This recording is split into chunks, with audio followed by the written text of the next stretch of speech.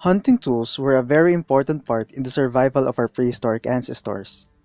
Having the will to survive, they needed to be able to utilize any resources they can use to obtain food now that their primitive diet has started to change, along with the change in environmental and climatological conditions. With hunting tools, our ancestors were not only able to hunt small species for food, but also some large species, which requires a safe distance from which to engage with. And so, the question is, why hunt for food using tools rather than rely alone on our own natural bodily functions? Unlike other species, which developed special mechanisms to be able to hunt and prey on the other species, like the speed of the cheetah, the strength of a lion, or the bone-crushing jaws of a hyena, humans have a long history of making tools to overcome this shortcoming. The evolution of hunting weapons shows an ever-increasing ability to extend the hunter's reach while maintaining the ability to produce disabling or lethal wounds by amplifying the power our body generates, allowing the hunter to capture its prey. The striking difference of humans from other primates known to use hunting tools is that we humans, and especially even our prehistoric ancestors, made so many tools to do so many things, and used these tools even to create more sophisticated tools. Some of the hunting tools our ancestors used were spears, bow, and arrows, slingshots, and a variety of modified sorts of these tools. One good example is the atlatl. The atlatl is a prehistoric hunting tool found in almost every continent except for Antarctica. This hunting tool is a tool that uses leverage to achieve greater velocity in dart throwing, and includes a bearing surface which allows the user to store energy during the throw. The following images will give us an idea how an atlatl works as a hunting tool. Here, you can see how the atlatl dart flexes as it is propelled forward by the atlatl as thrown by the hunter. Proper flex in the atlatl dart is imperative in both distance and accuracy. It then continues to flex and store energy due to the resist in acceleration as the swing of the atlatl continues. The stored energy allows the dart to fly farther and to have more force on impact than a rigid spear. The dart launches straight from the atlatl. Accuracy with the atlatl and dart requires practice, just as it would with a bow and arrow or any other type of projectile. The dart continues to flex as it leaves the atlatl, traveling towards its target. The next video demonstrates how our prehistoric ancestors might have used the atlatl to hunt for fish.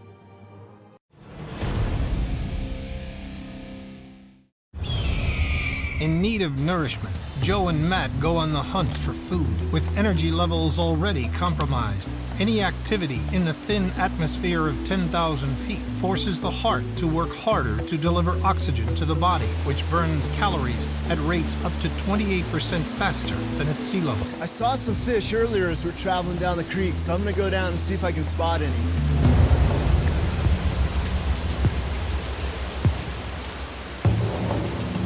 I'm trying to keep my profile low so I don't spook any possible fish. And sure enough, I see a really nice sized fish that looks like a trout.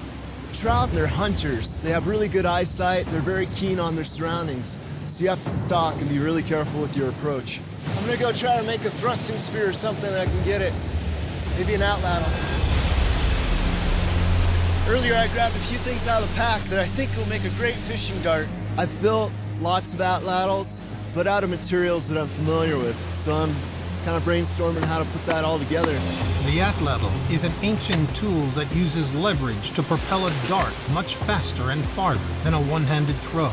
In prehistoric times, they were used by humans hunting everything from fish and deer to bear and woolly mammoths. If you found something like this and you didn't have sharpened stakes, even creating an edgy, blunt tip will kill a fish. Having multiple spikes splayed out actually pins the fish down inside there and also creates a little bigger surface area to hit the fish.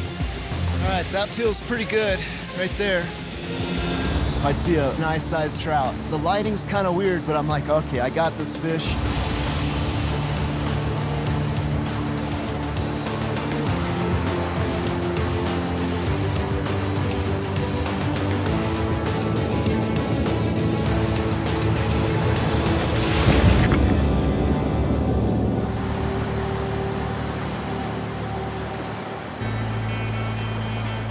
this.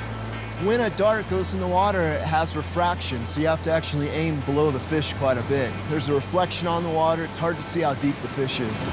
Water bends light, making objects appear closer to the surface than they actually are. Standing approximately 10 feet from the fish, Matt needs to aim 4 inches below and 3 inches closer than where his eyes see the fish.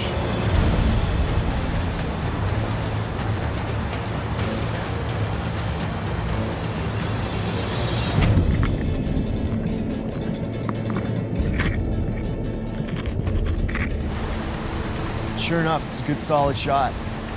And all of a sudden I notice another fish darts right into this pool right in front of me. So I carefully step back and I grab my equipment.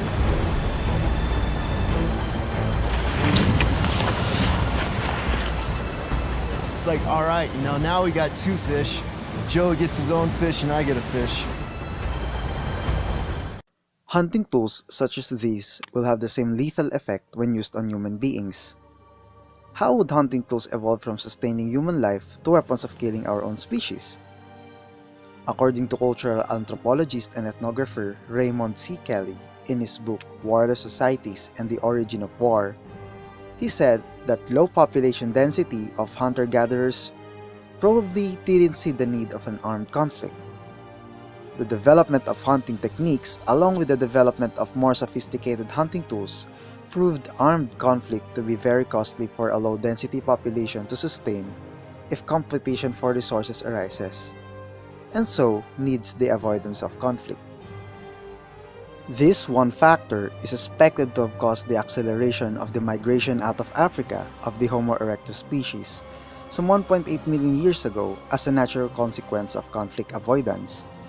This so-called period of Paleolithic warlessness may have persisted until after the emergence of the Homo sapiens species, ending only at the occurrence of economical and social shifts associated with sedentism, when new conditions incentivized organized raiding of settlements for resources. Of the many cave paintings of the Upper Paleolithic, none depict people attacking other people. The only rock art that depicts violence between hunter-gatherers comes from a unique Northern Australian sequence that began approximately 10,000 years ago. Skeletal and artifactual evidence of intergroup violence between Paleolithic nomadic foragers is absent as well. But things may have changed after the Paleolithic age when sedentism was more widespread than before, giving way to inevitable instances of armed conflict resulting from the competition in resources. Other than this reason, the population would have to protect the resources they store, lest they become empty-handed, and so conflict becomes inevitable. Some archaeological evidences include the site of Nataruk in Turkana, Kenya, where numerous 10,000-year-old human remains were found with possible evidence of major traumatic injuries, including obsidian bladelets embedded in the skeletons, that should have been lethal.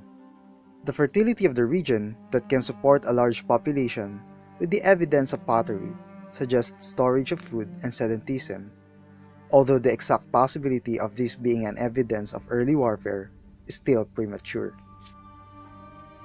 The Neolithic presents more evidence of warfare and human violence, like in the sites in Talheim Death Pit and Crow Creek site, which are sites of Neolithic massacres. With the emergence of armed conflict comes the development of more advanced and more lethal weaponry than before.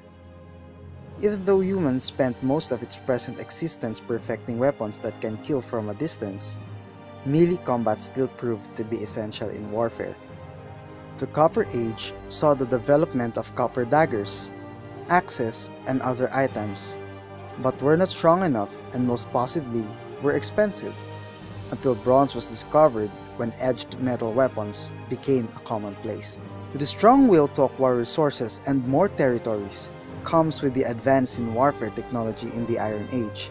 Stronger and more lethal weapons than ever before are invented to kill anyone else faster than they could kill you.